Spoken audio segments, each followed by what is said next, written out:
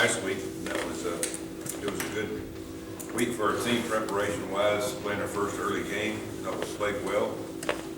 Worked out pretty good to be able to rest our starters basically for 3 quarters.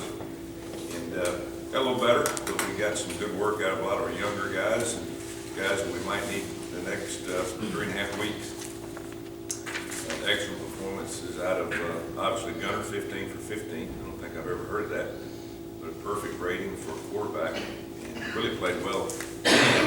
As well as physically, we had obviously a good performance out of Shaq, breaking the all-time reception record, and we had the best play from one offensive lineman that we've had since I've been here, Parker Anger. It was good to see him play up to his potential, and it's hard for an offensive lineman to get 100% technique, 100% grade and assignment. Very unusual, so very good performance out of him. So we got that one out of the way. I thought we got a lot of things done. Unfortunately, you know, UCF was kind of in the dumps about losing their coach, an unfortunate situation, and feel for them as they go through the rest of the season, but it is what it is. Now we're getting ready for a big game for us, a big game for one of our teams in the conference, Houston, who I think is probably the playing the best, got the most talented team, probably even going into the season. Just looking in from last year, of course, we go back and look at last year and the year before, film in the game. Very talented team, very balanced team on offense and defense, create a tremendous amount of turnovers, lead the nation, have led the nation pretty much the last few years. And turnovers on defense, tackle very well, very athletic, very good in the secondary, running the ball very well, give up very few points. I don't think anybody scored on them in the second half in the last few weeks. It'll be a challenge for our offense, and of course for our defense, they've got one of the most dynamic players, not just in the conference but in the country. Greg Ward, the quarterback, makes a lot of plays. He's hard to tackle, throwing the ball much better than he did over the last couple of years. And again, we played him almost a half 2 years ago, a full game last year, now getting ready to play another full game this year. So they have more than just him, though. Their receivers are very good. They're very fast, and you know they're on a run. Going 8-0, I don't care what league you're playing in, it's very hard to do. They're the front runner right now in all the polls of winning our conference. So we get our shot at them. As each team we get a shot at, and we go to play them at their place. It's going to be hard for us, knowing that you know we've got to play better than what we played. But again, it is a challenge, and our players look forward to going playing it. And again, playing the leader in our league. And I know Memphis is undefeated.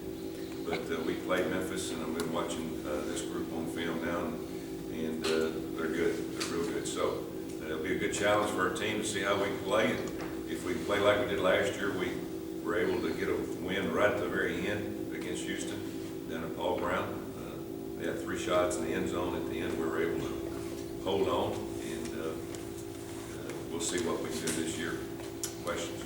I know it's early in the week, but do you notice any kind of excitement about the team playing such a big game, meaningful game this late year? You know, we really don't. We don't know. We'll give them Mondays off, and Sunday's really all about the game that we played.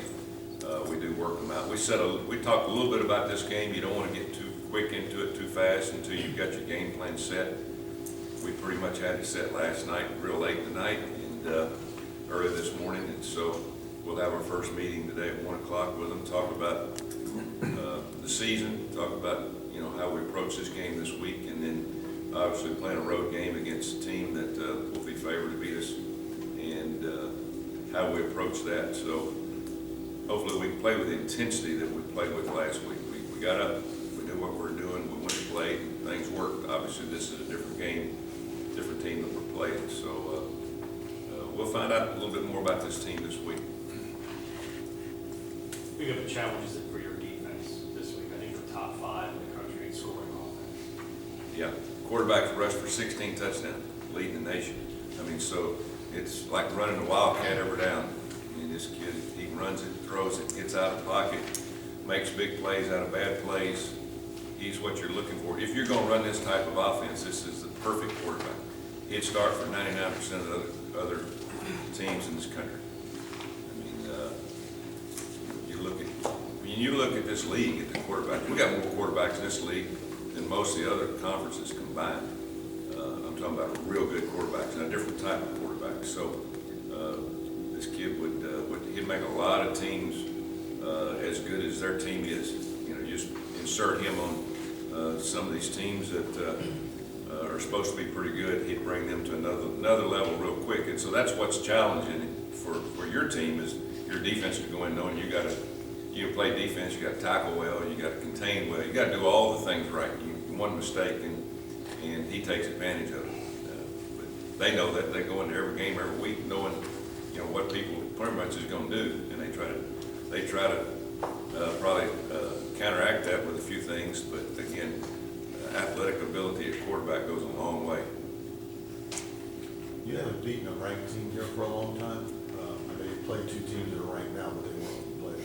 What would it mean, just in general, to the program to beat a ranked team, especially on the road? Yeah, well, I mean, we don't talk about rankings or stuff, but it's good talk. I think it's good media talk. It's good for, to bring up once or twice. Our guys know the challenge that, they played this team. They understand the game in Houston a couple years ago was a very close game. We were fortunate to win it. The game there last year was going to come down to the wire. We knew that, and that happened. We just need to put ourselves in a position, to play any team that we play, whether they're ranked or not, in a position to win. And to do that against a team like this, we're going to play much better than what we played. Because this group is, they're a step above most teams that we played this year. So, the players have to accept the challenge. They got to understand we'll put a game plan in and all that, but you got to have consistency in a game like this. You got to be very consistent in how you play. You can't have the ups and downs because it'll get away from you real quick. You mentioned the other day about it's tough to sit a guy who just went 15 for 15 passing with 5 touchdowns. But for the record, what's the situation at the quarterback? Yeah, we'll do this. As I said, we'll do the same thing every week, and I think it's helping Gunner. It's going to help Hayden to know that they're still in. I don't want a backup quarterback to say, okay, I'm kind of hanging around, and I don't have to get as prepared as the other guy, or even the starter. I've got the starting position one. I don't have to get it. I don't have to get into that much. I'm the starter, and so both of them know going in the day that we'll go today and tomorrow, and then we'll make a decision Wednesday night or Thursday morning, and then we'll go with the starter. And it's obvious that the way Gunner's playing, he's got an edge, but that edge could go away real quick. If either one of them loses, if he loses his focus or Hayden loses his focus, so we want to make both of them better, and that's what we're trying to do. We're looking for 2 starters because one could turn his ankle or whatever or get hit, and the other guy has to go in. And I want both of them to know the game plan 100%, and I don't want to go into what we did last year and the first part of the year just hoping nobody gets hurt, and we still hope that. Obviously, we don't want anybody to get hurt, but we want to have the opportunity for the team to stay at the same level if we put the next guy in, whoever it is. Chad Van Spot. Chad Van Spot. The Lawrenceburg Flash. Yeah, leading rusher. Leading rusher, and I've been trying to, he broke his hand in 2 days, and so he was out after surgery for, I guess, about a month into the season. And he had shoulder surgery last year, I think after the season, and so he's just been banged up. We need a guy that can take the place of the other guys when need be. And Alabama A&M, we had to keep rolling our top 3 guys. And Chad's a good running back. We don't take much of a step backwards. It's just the experience factor from pass protection or running the football. Obviously, he doesn't have the speed the other guys have, but it was good to get him into the game and let him run and make some plays, because it's good for the whole room in there. When a guy that practices as hard as he does finally gets in and gets his name out there and makes some plays, it brings the level of team camaraderie up a whole lot. And then young guys behind him say, hey, I work like Chad, I'm going to get in the game. He's not scholarship. He's just a guy that comes every day with his work clothes on, goes to work, never says a word. Plays scout team a lot, gets the heck knocked out of him. When his number's called, he loves to play. And that, it's a game. It's a reason that you want it to be fun. And, usually things that you call a game are supposed to be fun, and he makes it fun. He's fun to watch. How did he get here? Obviously, my son played at Lawrenceburg, and I was able to watch him play. And we were looking at him as, try to get him to walk on, preferred walk on, and then a snow accident, perfect, and he tears his shoulder up in the off season. So he had shoulder surgery, and the next fall, he just showed up one day to rehab the shoulder, and I talked to him about, hey, when you get that thing well, we want you to come out. And he did. Once he got it well, he came out, and then he had to have it reoperated on because it was not where it needed to be for a running back. It was still giving him problems, and so he had it reoperated on. And that's the level that he's gone through all these surgeries just to play college football as a walk-on and pay his own way. So it's a great story. What would it take for him to get a scholarship? He'll eventually earn one if he stays after it. And of course, I have a soft spot in my heart for guys that work hard like him and several other guys. And as soon as we have the opportunity, we'll put them on scholarship. You can't give a half scholarship football. It's got to be all or none. And so he will eventually earn a scholarship here if he keeps working as hard as he's working. In college football, it's important not to really get up too high, not too low. So what kind of challenges for your coaching staff is to be able to have these guys kind of level-headed going to a big matchup against Houston? Yeah, it's there's no way you can tie them down for a game like this. When we play Memphis, we're ready to play, because they remembered the year before. And we played well. We had some unfortunate things happen in the game, some plays that went to the replay booth that didn't go our way. We didn't play as well on defense. We had several injuries as they've stacked up, and at that time we weren't hitting on all cylinders, but we played with a lot of intensity. They look forward to conference games much more than they do non-conference. That's every league. And so what better way now to play the team that's really projected to win our conference, to possibly play in the +1 or get close to it, and then play in the BCS, you get your shot. And so this is ours this week, playing against a team that we know is a very, very good team, and we can kind of judge where we're at.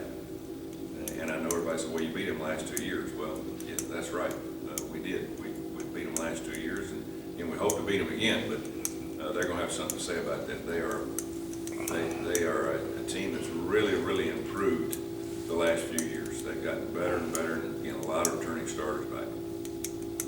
Gunnar Keel carried the ball 5 times in approximately half the game on Saturday. With his history of injuries, do you try to keep those carries down and avoid the read option play or not? Yeah, you can't do that. Not what we run, because we've got a few plays that we run that he has to read. It's his decision whether to run it or not, whether to hand it off or throw it. If you go back to the Memphis game, he chose to keep it on the first, maybe 3 out of the first 5 plays, and ended up scoring a touchdown. For our offense to work, the quarterback's not going to run it a whole lot, but when they give you that opportunity, you got to take it. You can't be a guy that's just going to say, we even going to hand it off and throw it. You've got to be a threat. And so if you're a threat, then you make our offense go better. So that being said,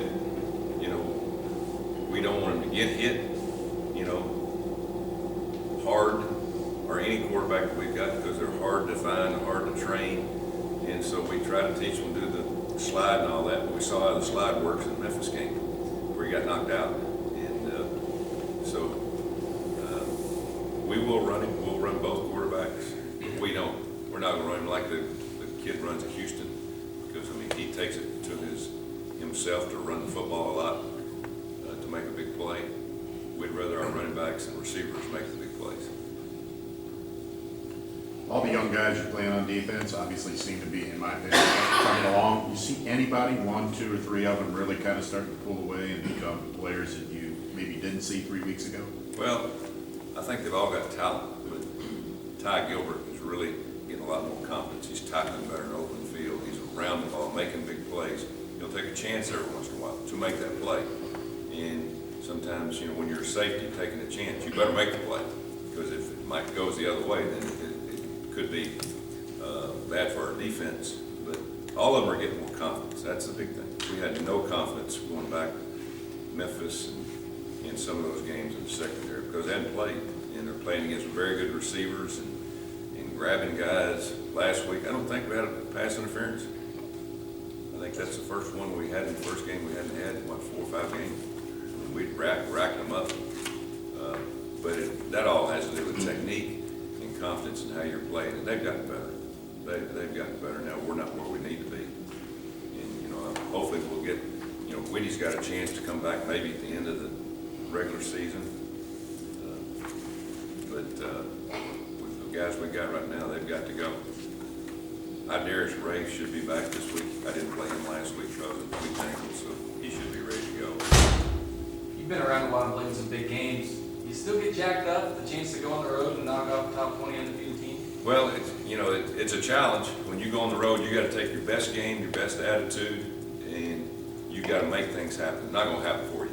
And so we challenge our players to prepare better, to get more focused, to go have fun. You can't go loose. You gotta go in there and with the intentions to do everything you can to win a game. And you got to take that from the coaching staff to the guys sitting in front of you in team meetings and individual meetings. You can't go in and you know, think that if you make one mistake that it's going to cost you the game. I mean, you got to be thinking that you're going to make the one play that's going to win the game for you when you go on the road. So, well, there's not a lot of pressure on us. I mean, if you're 8-0, there's a little bit of pressure. You know, you got to keep on keeping on. So, we'll accept and take the underdog role. We'll go on the road and see if we can play our best game of the year, because that's what it'll take. Greg Ward, different kind of quarterback than Paxton Lynch, right? I mean, he throws apparently pretty well too. He's got a good number. You know that there's a different physical presence between Greg Ward and Lynch from Memphis, but both do the same. Both of them throw the ball well, both of them run the ball well, and both of them like to run the ball. Lynch from Memphis has won ball games this year with his legs, and so is Greg Ward. Would Ward be a better runner, Oh, yeah. also a good Yeah. passer, Oh, yeah. and vice Yeah. versa? Lynch is a better passer, Yeah. but also a good runner. Yeah, Ward's a much better runner. He's elusive, and he loves to pull it down and run the ball. And I'm not saying that Lynch doesn't, but he doesn't have to as much because their passing game is built in for him to get the ball down the field. But two very different physical builds, but two very similar on the way guys get it done. They take the ball game in their own hands, and that's what you like out of a quarterback. Hey, I'm gonna do whatever it takes to win this game, whether it's throwing or running.